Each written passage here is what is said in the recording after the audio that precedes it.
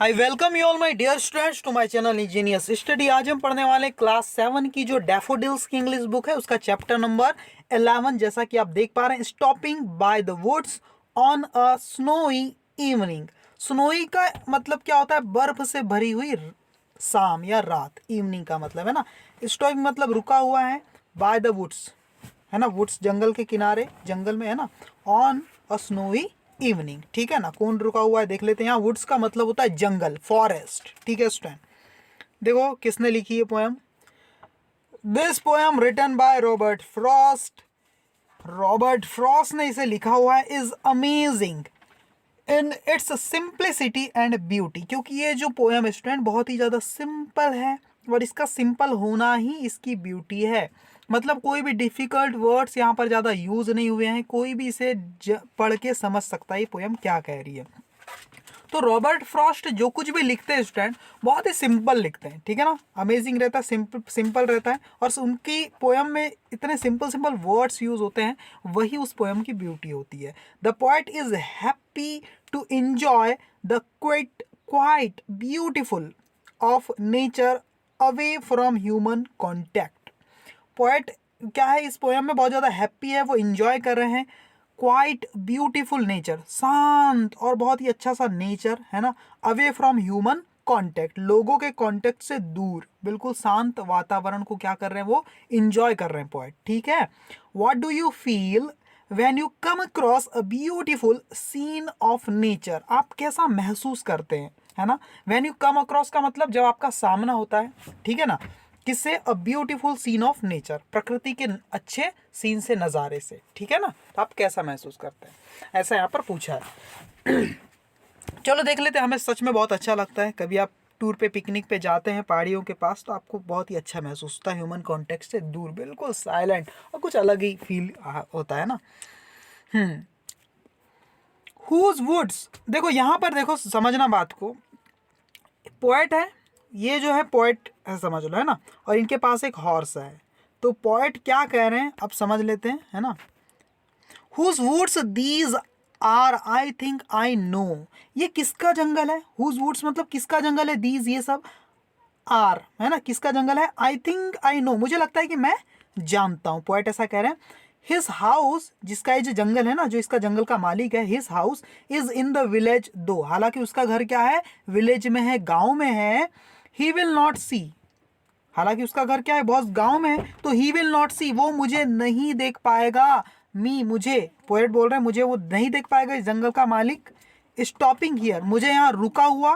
To watch his woods fill up with snow, सही बात है कि मैं यहाँ रुका हुआ हूँ उसके जंगल में, जो जंगल का मालिक है, तो मुझे देख नहीं पाएगा। और मैं क्या कर रहा हूँ? टू वॉच, और देख रहा हूँ हिज वुड्स, उसके इस जंगल को, फिल अप विद स्नो, जो कि बर्फ से भरा हुआ है, ठीक है।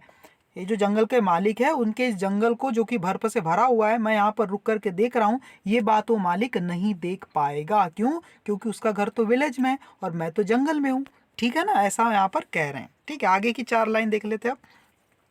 My little horse must think it cure, क्या बोला है? क्वियर, क्वियर है ना, क्यू डबल आर को क्या पढ़ते हैं? Queer.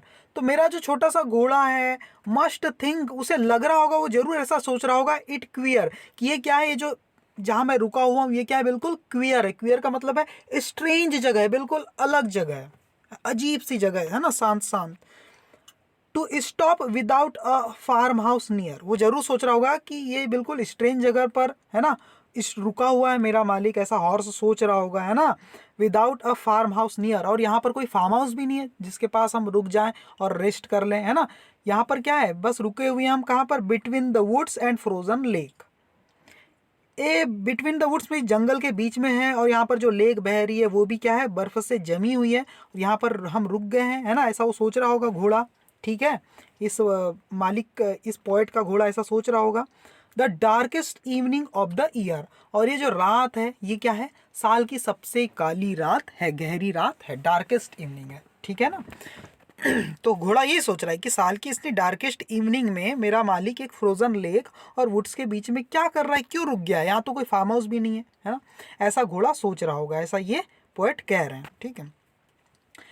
He gives his harness bells a sack. He किसके लिए यूज किया है? घोड़े के लिए, हॉर्स के लिए। वो क्या कर रहा है? गिव्स हिज हार्नेस, उनकी जो हार्नेस है, हार्नेस क्या होता है आप देख पा रहे हैं, ये जो लगी हुई ना स्टूडेंट, ये जो कुछ है ना साउंड करने वाली कुछ चीजें गले के आसपास जो लगी हुई है, उसी को बोला है हार्नेस बेल्स, है ना। अपनी गले के आसपास गुंडी हुई जो राउंडेड ये जो बेल्स है, उसे क्या करता है? गिव्स अ सैक, मतलब हिलाता है। सैक करना मतलब क्या होता है? थोड़ा सा हिलाता है घोड़ा, है ना। टू आस्क, जैसे कि वो पूछ रहा हो, if there is some mistake, कि कहीं उसके मालिक से, है ना, ये जो घुड़सवार है उनसे कोई मिस्टेक तो नहीं हो गई। The only other sound is the sweep of easy wind and downy flake. यहाँ पर ये जो हार्नेस बेल का जो साउंड है उसके अलावा कोई साउंड ही नहीं आ रहा है। The only other sound is the SVEEP, यहाँ पर एकमात्र जो साउंड आ रहा है वो क्या आ रहा है? The sweep of easy wind. जो इजी विंड का मतलब है मंद मंद हवा, है ना। जब हवा चल रही है ना, तो जो हवा चलती जो जो सरसराहट की आवाज आ रही, उसी को बोला है द स्वीप, है ना। उसी की स्वीप यहाँ पर सुनाई देने दे रही है, हवा की सरसराहट की। एंड और क्या सुनाई देना है? And downy flake. और जो डाउनी फ्लेक का, डाउनी का मतलब होता है सॉफ्ट, फ्लेक का मतलब क्या होता है? बारीक बारीक जो कण होते हैं बर्फ के। देखो ये जो है, ये बूंद बूंद टाइप का जो दिख रहा है, ये बारीक बारीक कण जब हवा में इधर उधर तैरते रहते हैं ना, ठीक है ना, इधर उधर फ्लो होते रहते हैं, तब वो प्लांट से, लीव से टकराते हैं, तब जो साउंड आता है उसको बोला है सॉफ्ट, है ना, डाउनी फ्लेक। उसका भी यहाँ पर साउंड आ रहा है। सॉफ्ट सॉफ्ट बर्फ के जो बारीक बारीक कण है उनका साउंड आ रहा है, और जो हवा चल रही उसकी साउंड आ रही। बाकी यहाँ पर कोई साउंड सुनाई नहीं दे रहा है, ठीक है ना। आगे क्या लिखा हुआ है? द वुड्स आर लवली, ये जो जंगल है बहुत ही लवली है, बहुत प्यारा है, डार्क है, बहुत अंधेरे से भरा हुआ है, एंड डीप, और बहुत घना जंगल है, ठीक है ना ये जंगल। But I have promises to keep, लेकिन ये जो है घोड़े का जो मालिक है ना, जो पोएट है एक्चुअली, वो क्या कह रहे हैं? But I have promises to keep, लेकिन मैंने वादा किया हुआ है ना, मैंने कुछ कमिटमेंट किया है कि मैं क्या करूंगा? टू कीप, मैं अपना यात्रा को, कीप मतलब जारी रखूंगा, मैं हार नहीं मानूंगा जीवन की इस लड़ाई में। कहीं ना कहीं ये जीवन से रिलेटेड है स्टूडेंट, आपकी लाइफ से, कि लाइफ में कई टाइप की मुश्किलें आती है, लेकिन आपको हमेशा चलते ही रहना पड़ता है, हारना नहीं है, ठीक है ना। And miles to go before I sleep, यहाँ स्लीप का मतलब student die. And miles to go, मुझे बहुत आगे यात्रा करनी है, बिफोर आई स्लीप, मरने से पहले, है ना। यानी कि ये लाइफ में आपको भी, आपकी लाइफ खत्म होने से पहले आपके बहुत सारे गोल्स होते हैं, उन गोल्स को अचीव करना ही आपके जीवन का क्या होता है? एक लक्ष्य होता है, ठीक है ना। तो जब तक आप उसे अचीव नहीं कर सकते, आपको अपनी यात्रा चल करनी ही है। माइल्स टू गो, आपको चलना है बिफोर आई स्लीप, यानी मौत से पहले हमें जो सब कुछ पाना है ना, सही है। And miles to go before I sleep, सही बात है।